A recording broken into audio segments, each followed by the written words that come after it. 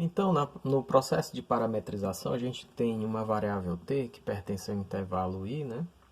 E esse intervalo i, ele está contido dentro dos reais. A gente também tem um trajeto que vai estar contido dentro ou do R3 ou do R2. No caso aqui está no R3, certo? E esse RT vai ser chamado de função vetorial e ele vai transformar o intervalo i, vai pegar alguma coisa aqui no intervalo e vai jogar para dentro do R3 ou do plano, né, no R2, certo? Então basicamente a gente tem isso aqui, ó. R vai pegar o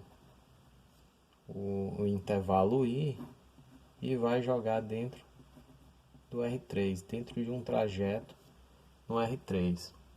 Aqui. Esse trajeto, agora tem algumas características a mais que ainda a gente vai perceber ao longo do nosso estudo. Primeiro, vai existir um sentido, certo?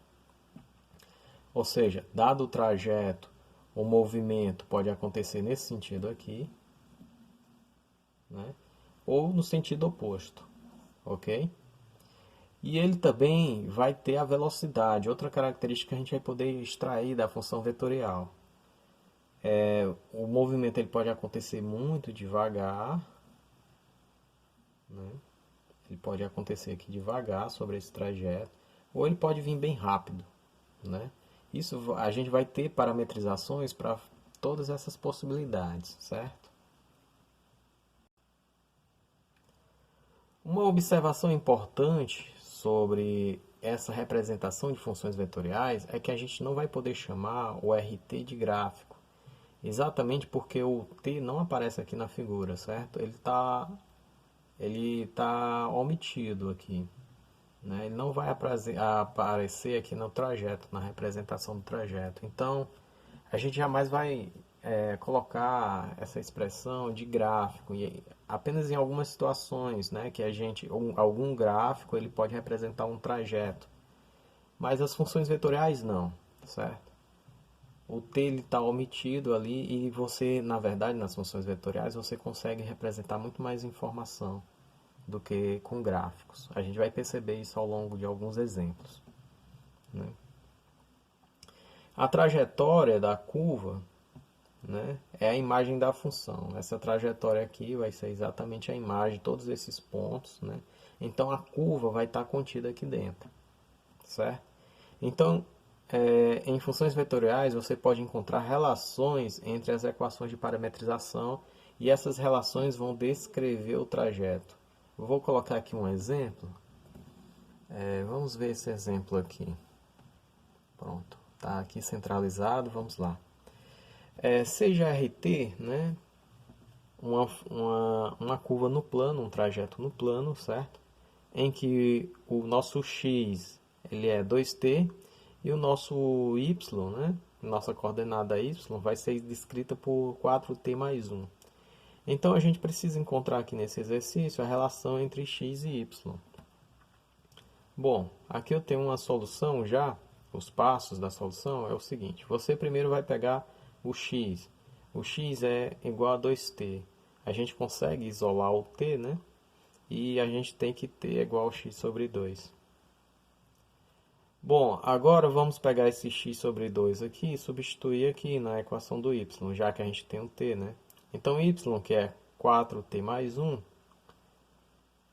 né? Eu vou colocar ele em evidência, 4t em evidência, e ele vai ficar igual a y menos 1, e o t é igual a y menos 1 sobre 4.